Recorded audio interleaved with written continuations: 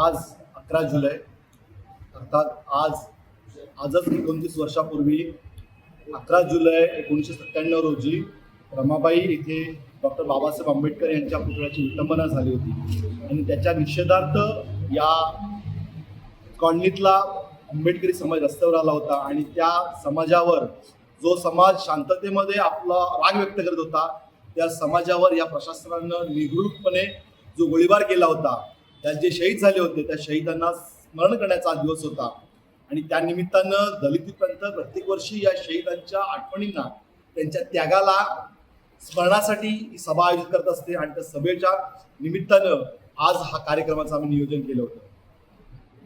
आमचं ध्येय ते आहे की आता तरुणाच्या हातामध्ये आम्हाला दगड द्यायचा नाहीये, तरुणाच्या हातामध्ये विविध झेंडे द्यायचे नाहीत.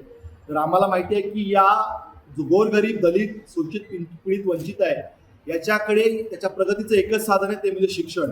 आणि म्हणून आजच्या तरुणाच्या हातामध्ये पेन देणं जास्त गरजेचं आहे, त्याच्या हातामध्ये वही देणं जास्त गरजेचं आहे. आणि म्हणून या शहीदांच्या स्मरणार्थ त्यांना स्मरत असताना आम्ही इथल्या वस्तीतल्या ज्या विद्यार्थी आहेत त्यांच्या हातामध्ये पेन देतो, त्यांच्या हातामध्ये वही देतो आणि बरोबर त्यांना आम्ही चळवळीमधले विविध जे मान्यवर आहेत ज्यांचं चळवळीत योगदान आहे अशा चळवळीतल्या व्यक्तींना बोलून त्यांना आंबेडकरी विचार देतो आणि ते विचार हे आम्ही 52 कशी सोन्यासारखे विचार देतो.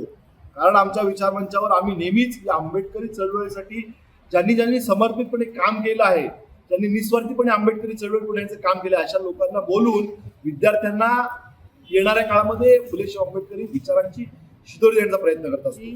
हा जो मुळात कार्यक्रम आम्ही शहीद दिनाचा 11 जुलैचा कार्यक्रम इथे नियोजन करतो, ही कार्यक्रम म्हणजे काही इव्हेंट नाहीये, ही कार्यक्रमच्या माध्यमातून आम्हाला नेतेगिरी करायची नसते.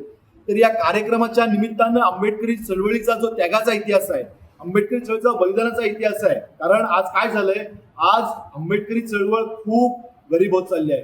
नेते श्रीमंत झाले, ते काळात आंबेडकरी चळवळ श्रीमंत होती आणि नेते गरीब होते. आजच्या कार्यक्रमाला लाभलेले प्रमुख पाहुणे आदरणीय श्यामदादा गायकवाड यांचा अनुभव सांगितलाच. तर ही आंबेडकरी चळवळ कुठेतरी आपला वैभव गमावत आहे आणि हे वैभव जर पुन्हा प्रस्थापित करायचं असेल त्यासाठी आंबेडकरी चळवळीमध्ये आंबेडकरी विचारांची आणि ती प्युअर विचारांची स्वाभिमानाने माणसं घडवणं अत्यंत गरजेचं आहे. आणि म्हणून आम्ही हा कार्यक्रम घेत असतो. आमच्या पद्धतीनं आम्हाला ज्याप्रमाणे येईल त्याप्रमाणे आम्ही हा लढा उभा करतोय. दुसरी गोष्ट म्हणजे केवळ आम्हाला ते इशारे देणं किंवा भाषणबाजी करणं हा आमचा उद्देश नाही आहे.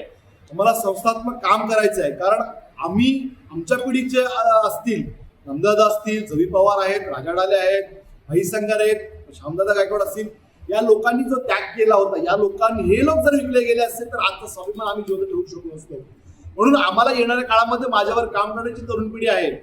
मी आहे, भूषण डांगळे आमचे नाशिक जिल्हा अध्यक्ष आहेत, सुशील सरकाळे आमचा लातूर जिल्हाध्यक्ष मराठवाडा संघटक आहे, माझ्याबरोबर काम करणारे असंख्य तरुण आहेत, आमचा गणेश करतायत. या सगळ्यांना सोबत घेऊन त्यांच्या मदतीनं पुन्हा एकदा आंबेडकरी चळवळीमध्ये स्वाभिमानाचा आणि अभिमानाचा हुंकार टाकण्याचा प्रयत्न आम्ही करतोय. कारण जोपर्यंत आंबेडकरी चळवळ जिवंत आहे, जोपर्यंत निळ्या झेंड्याचं अस्तित्व समाजकारणाचं राजकारण जिवंत आहे, तोपर्यंत इथल्या विषमतावादी व्यवस्थेला धाक आहे. आणि या धाक जर कायम ठेवायचा असेल तर आंबेडकरी विचारांची नवी पिढी घडवली पाहिजे आणि त्या कामासाठी आम्ही आज मैदानात उतरलो आहोत.